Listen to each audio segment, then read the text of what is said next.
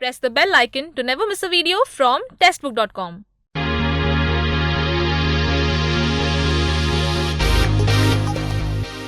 Hello hi नमस्कार and welcome to टेक्स्टबुक.com में पूरी एनर्जी के साथ स्टार्ट करता हूं आज का सेशन।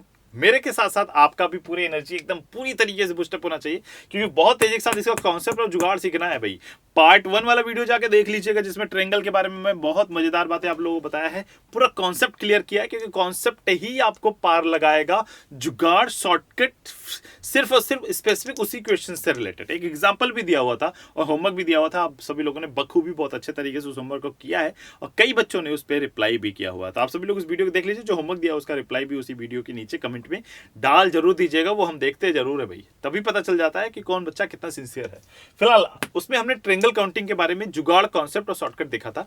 फिलहाल अभी हम सभी लोग आज के वीडियो जो सेकंड वीडियो है, मैंने कमिटमेंट किया था कि तीनों वीडियोस आ जाएंगे आपके पास, पहला और दूसरा वीडियो के फॉर्मेट में, जहां पे आपको कॉन्सेप्ट और जुगाड़ सीखना पड़ेगा। हमें लाइव किसी बच्चे का कमेंट देकर डिस्ट्रैक्शन नहीं मिलेगी, सीधे सीधे जुगाड़ कॉन्सेप्ट। लेकिन तीसरे वाले में आपके कितने डाउट है, कितनी क्वेरी है, कितने कितने टाइप के क्वेश्चन और बन सकते हैं और कैसे प्रैक्टिस करना चाहिए, सब कुछ दिया हुआ है। कौन से वाले पार्ट में? लाइव वाले में। तो तीसरे वाले में मिलेंगे हम लोग लाइव, लेकिन इसको पहले सीख लो। तो आज अभी फिलहाल इस वाले में हम लोग रेक्टेंगल एंड स्क्वायर दोनों के बारे में सीखेंगे। तो फिलहाल स्क्वायर काउंटिंग के बारे में बात कर लेते हैं सबसे पहले, फिर उसके बाद हम लोग रेक्टेंगल पे भी जाएंगे। स्क्वायर क्या होता है? नॉर्मली आप सभी लोग जानते हो कि ऐसा पॉलीगॉन जिसमें 4 साइड हो, चारों साइड बराबर हो और एक दूसरे परपेंडिकुलर हो, वो हमारा क्या होता है? स्क्वायर होता है, यानी वर्ग होता है। तो वर्ग के बारे में हम लोग चल रहे हैं काउंट करने और देखेंगे किस किस टाइप के क्वेश्चन हमारे पास बन पाता है। तो फिलहाल वर्ग देख लो, वर्ग एक ही है, ये 4 मत बोल देना गलती से, जैसे वहां ट्रायंगल के बारे में सोच रहे थे। फिलहाल एक ही वर्ग है। इसमें चलिए काउंटिंग के बारे में बात करें तो नॉर्मली ये क्वेश्चन में दे रहा हूं आपको, ये रहे हमारे पास वर्ग दे दिया। एक दो टाइप के क्वेश्चन इसमें बनते हैं। एक होता है जिसमें n इंटू एन वाले, n इंटू एन टाइप का मतलब n इंटू एन टाइप, जिसमें रो और कॉलम क्या हो? बराबर हो। एंड रो और कॉलम क्या हो? बराबर हो। यानी देखो जितना रो है उतने कॉलम। रो बोले तो ये पड़ी हुई लाइन 1 2 3 4, ये सारे क्या हमारे पास? ये है रो, और जो ये है ये हमारे पास क्या है? ऊपर से नीचे की तरफ जो गिरी है एक्चुअली दैट इज कॉलम। ठीक है, तो रो और कॉलम दोनों में देखो 4 है, दोनों में 4 है। तो इस टाइप के क्वेश्चन के लिए फॉर्मूला अलग बनता है पहले, लेकिन कॉन्सेप्ट से। कॉन्सेप्ट क्या कहता है? कॉन्सेप्ट हमारा ये कहता है कि आपको सर छोटे छोटे ट्रायंगल पहले आप काउंट कर लो, सॉरी ट्रायंगल कह रहा हूँ, स्क्वायर काउंट कर लो। तो सबसे पहले हम बात करेंगे 1 इंटू 1 वाले। कितने वाले? 1 इंटू 1 वाले। कॉन्सेप्ट अगर क्लियर रहेगा तो आपको कॉन्सेप्ट से ही फॉर्मूला बना सकते हो। 1 इंटू 1 वाले बोले तो देखो ध्यान से, ये एक छोटा वर्ग है हमारे पास, एक उसके बगल में ये एक, टोटल कितने बन गए हमारे पास? 16। इसे 1 इंटू 1 वाले बोलते हैं। 1 इंटू 1 वाले टोटल हमारे पास कितने बन गए? 16। अब चलिए 2, अब देखो 2 इंटू 1 वाला, ये 2 इंटू 1 कहलाएगा, लेकिन 2 इंटू 1 वाला हमारे पास कभी भी वर्ग नहीं बनाएगा। क्या बनाएगा? 2 इंटू 2 वाला, ये 2 इंटू 2 वाला वर्ग बनाएगा। क्यों? क्योंकि हमारे पास 1 इंटू 1 वाला हमारे पास वर्ग बनाया था, क्योंकि लंबाई चौड़ाई बराबर। सेम 2 इंटू 1 वाला लंबाई चौड़ाई बराबर नहीं है, तो 2 इंटू 2 वाला हमारे पास होगा। तो 2 इंटू 2 वाले कुल कितने हैं वो हमें काउंट करने हैं। आओ चलो जुगाड़ से, कॉन्सेप्ट से काउंट करते हैं। मैंने बोला था ना छोटे से बड़े बढ़ोगे हमेशा सही रहेगा। तो काउंट करता हूं मैं। तो ध्यान से देखा मैंने, एक यहाँ से यहाँ तक, एक बीच में देखो यहाँ से यहाँ तक 2, और एक बीच से एकदम नीचे तक कितने हो गए? 3 यहाँ है। अब ये देखो एग्जैक्टली बीच में 4, बीच सेंटर 5, एकदम नीचे 6, इधर देखो 7, इधर देखो 8, इधर नीचे कितने हो गए? 9। टोटल हमारे पास 9 आ गए 2 इंटू 2 वाले। अब ऐसे ही हमारे पास रो और कॉलम बराबर 3 नॉट 3 वाले, 3 इंटू 3 वाले। देखो ध्यान से, यहाँ से यहाँ तक 1, यहाँ से यहाँ तक 2, एक यहाँ से यहाँ तक 3, यहाँ से यहाँ तक कितने हो गए? 4। तो 3 इंटू 3 वाले भी कितने बन गए हमारे पास? 4। 3 नॉट 3 वाले भी कितने हो गए? 4।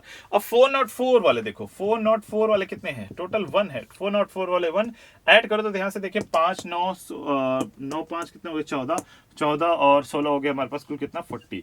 करेक्ट आंसर इज 40, हो गया 40। फॉर्मूला लिखो, जल्दी से फॉर्मूला लिखो।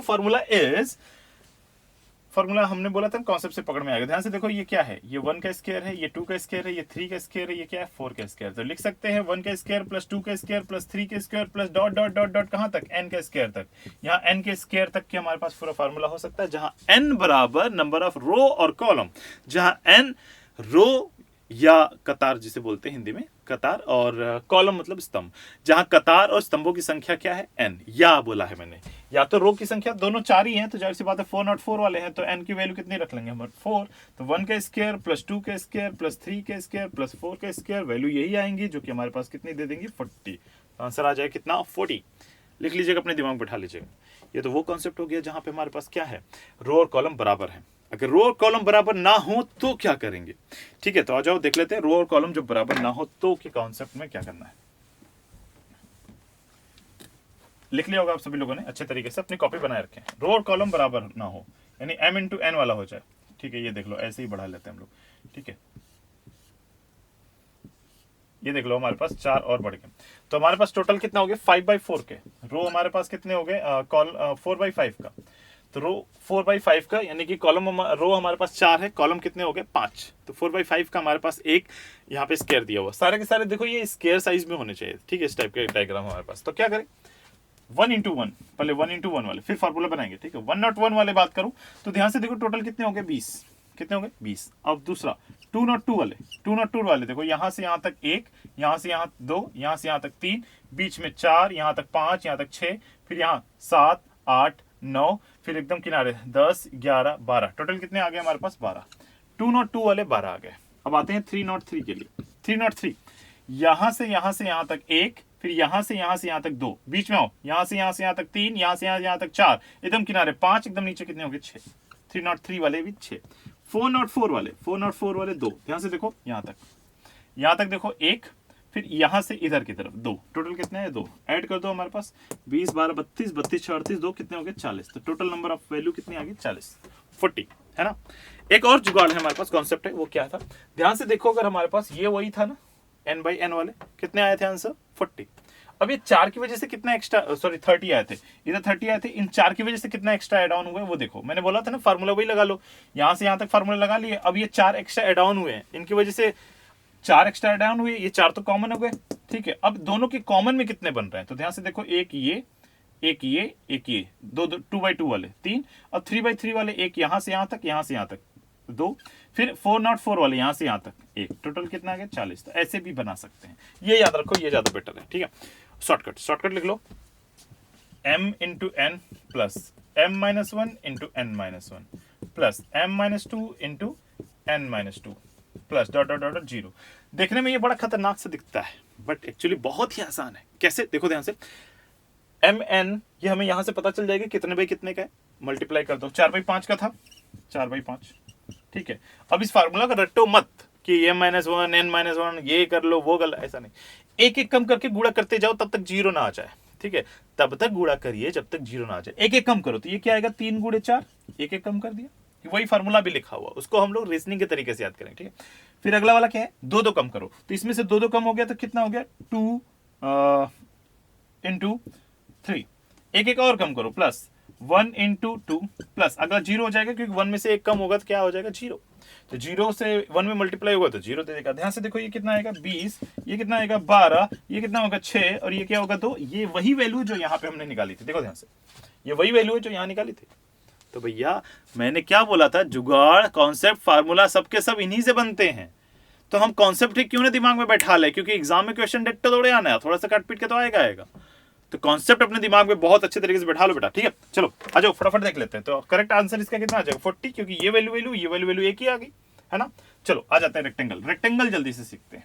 रेक्टेंगल डायरेक्ट फार्मूला बता दे रहा हूं, क्योंकि क्वेश्चन रेक्टेंगल के ना के बराबर पूछे जाते हैं, वो फार्मूला बेस्ड ही क्वेश्चन आएंगे, क्योंकि रेक्टेंगल इतने ज्यादा काउंटिंग होती है ना जिसका अंदाजा भी नहीं लगा पाओगे आप। आ जाओ रेक्टेंगल बताता हूँ।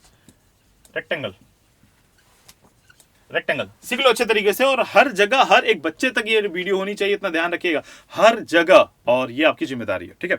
चलो बता दे रहा हूं फटाफट। रेक्टेंगल बोले तो आयत,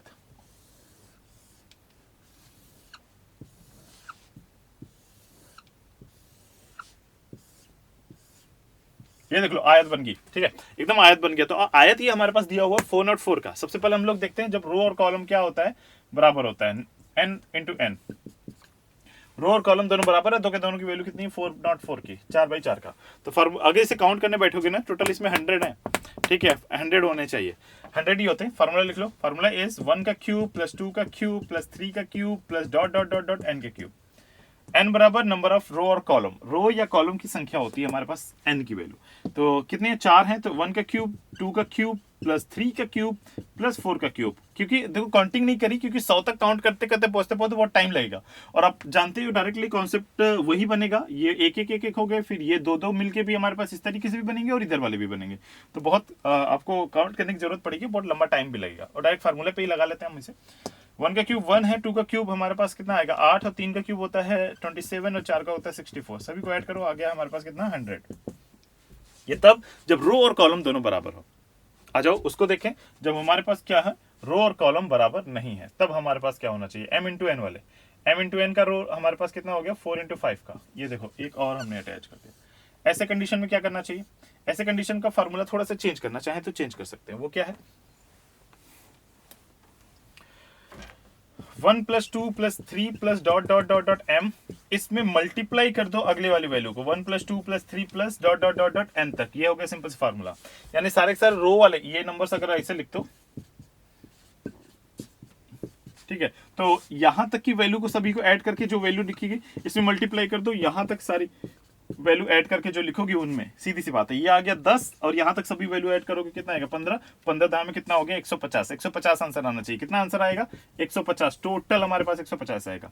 फार्मूला में रखो, पहला m तक की बात करो तो हमारे पास कितना है, ये 4 तक गया है, तो 1 plus 2 plus 3 plus 4 multiplied by 1 plus 2 plus 3 plus 4 plus 5। इनकी वैल्यू पूरी 10 आएगी, इनकी वैल्यू कितनी आएगी 15, टोटल वैल्यू हमारे पास कितनी आ जाएगी 150। तो 150 इसलिए करेक्ट आंसर, जो कि सबसे बढ़िया सबसे जबरदस्त जुगाड़ के साथ जाएगा। क्यों डायरेक्ट जुगाड़ बताया, कॉन्सेप्ट तो मैंने बता दिया था रेक्टेंगल में, सॉरी स्क्वायर में। रेक्टेंगल के लिए भी वही कॉमन सेंस लगेगा, पर ध्यान रखिएगा जब भी रेक्टेंगल पूछता है ना तो नंबर ऑफ रेक्टेंगल बहुत ज्यादा बढ़ते हैं। वजह देखो, अगर मैं डबल डबल की बात करूं तो यहां से यहां तक भी एक डबल है, और यहां ऊपर से नीचे भी एक डबल है। तो वहां क्या था 2x2 वाला इतना बड़ा होता था, लेकिन अभी यहाँ 2 की बात करें तो इससे बहुत ज्यादा बनता है। और जब क्वेश्चन पूछेगा तो वहां पे आपको जोड़ के आपको बना लेना है। फार्मूला ही, डायरेक्ट फार्मूला बेस्ड ही क्वेश्चन वहां पे बनते हैं अभी तक जो देखा गया है। क्योंकि सीधी सी बात है यार, एग्जामिनर कभी भी क्वेश्चन क्या देता है, वो देता है जिससे बच्चे का कॉन्सेप्ट पकड़ में आए, जुगाड़ पकड़ में आए, उसका दिमाग पकड़ में आए। ये नहीं देता है कि हाँ भाई आधा घंटा लगे रहे उसी क्वेश्चन में, ऐसे क्वेश्चन नहीं आते। ठीक है, तो ये तो थे हमारे पास कॉन्सेप्ट बेस्ड सारे के सारे क्वेश्चंस। कुछ बच्चे मेरे से ये भी पूछते थे, अभी फिलहाल आप लाइव नहीं हो, नहीं तो मैं जानता। कॉमन क्वेश्चन है कि सर ये वाला फार्मूला क्या n बाई n वाले में कर सकते थे क्या, जहां रो और कॉलम बराबर है? तो आंसर इज यस। जो सेकंड वाला फार्मूला है ना, वो फर्स्ट वाले फार्मूला में भी लग सकते हो। जैसे यहाँ पे n बाई n मतलब 4/4 का होता, तो 4 तक जोड़ते तो 10, दूसरा वाला भी 10, 10 दहा में कितना आ जाता 100, चाहे वैसे पकड़ो चाहे ऐसे पकड़ो। ऐसे ही स्क्वायर वाले में भी जो सेकंड फार्मूला था वो फर्स्ट पे अप्लाइड है, लेकिन फर्स्ट वाला सेकंड फार्मूले पे अप्लाइड नहीं है, हमेशा ध्यान रखिएगा। ठीक है, तो चलो ये जुगाड़ रख लीजिए अपने पास और अच्छे तरीके से सीख लेना बेटा। मैं तेजी में थोड़ा सा इसलिए बताया ताकि आपके पास ये जुगाड़ सारे आ जाए, फिर इन सभी को अप्लाई करने के लिए हम लोग लाइव आने वाले हैं। तो जब लाइव आएंगे ना तो देखेंगे कितना धमाल मचा सकते हैं, और वहां पे अजीब गरीब टेढ़े मेढ़े क्वेश्चंस भी देखने को जो एग्जाम में मिले हैं वो सब कुछ लेके आते हैं, और देखते हैं उस पर कैसे ये सारे फार्मूले अप्लाइड हो जाते हैं। कुछ नए भी वहाँ पे मैंने छुपा के रखे, कुछ टेढ़े टाइप के भी क्वेश्चंस वहाँ पे भी फार्मूला को छुपा रखे, वो उसी दिन दिखाएंगे जब हम लाइव आएंगे। अभी के लिए आप सभी लोग इस वीडियो को फैला दो, आग लगा दो, चारों तरफ पहुंचा देना की जिम्मेदारी आपकी, ये 2 के दोनों वीडियो। ठीक है, thank you very much, bye bye, अपना ख्याल रखिए और जम के मेहनत करते रहिए।